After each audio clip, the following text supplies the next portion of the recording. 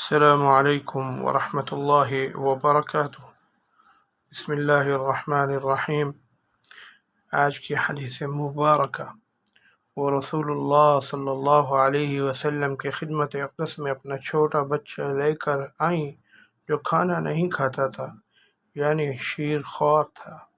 رسول اللہ صلی اللہ علیہ وسلم نے اسے اپنی گود میں بٹھا لیا۔ اس بچے نے آپ صلی اللہ علیہ وسلم کے کپڑے پر پیشاب کر دیا۔ آپ صلی اللہ علیہ وسلم نے پانی منگا کر کپڑے پر چھڑک دیا اور اسے نہیں دھویا۔ صحیح بخاری حدیث نمبر 223۔ نبی کریم صلی اللہ علیہ وسلم کسی قوم کی کوڑی پر تشریف لائے، بس آپ صلی اللہ علیہ وسلم نے وہاں کھڑے ہو کر پیشاب کیا، پھر پانی منگایا۔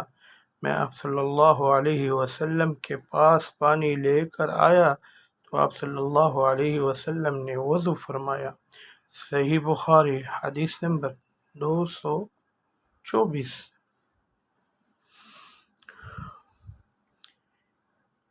ایک مرتبہ میں اور رسول اللہ صلی اللہ علیہ وسلم جا رہے تھے کہ ایک قوم کی کوڑی پر جو ایک دیوار کے پیچھے تھی پہنچے تو آپ صلی اللہ علیہ وسلم اس طرح کھڑے ہو گئے جس طرح ہم تم میں سے کوئی شخص کھڑا ہوتا ہے۔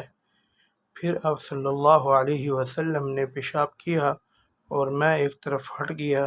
تب آپ صلی اللہ علیہ وسلم نے مجھے اشارہ کیا تو آپ صلی اللہ علیہ وسلم کے پاس پردہ کی غرض سے آپ صلی اللہ علیہ وسلم کی ایڑیوں کے قریب کھڑا ہو گیا، یہاں تک کہ آپ صلی اللہ علیہ وسلم پیشاب سے فارغ ہو گئے۔ بوقت ضرورت ایسا بھی کیا جا سکتا ہے۔ صحیح بخاری حدیث نمبر 225۔ ابو موسیٰ اشعری پیشاب کے بارے میں سختی سے کام لیتے تھے اور کہتے تھے کہ بنی اسرائیل میں جب کسی کے کپڑے کو پیشاب لگ جاتا تو اسے کاٹ ڈالتے۔ ابو حذیفہ کہتے ہیں کہ کاش وہ اپنے اس تشدد سے رک جاتے، کیونکہ رسول اللہ صلی اللہ علیہ وسلم کسی قوم کی کوڑی پر تشریف لائے اور آپ صلی اللہ علیہ وسلم نے وہاں کھڑے ہو کر پیشاب کیا۔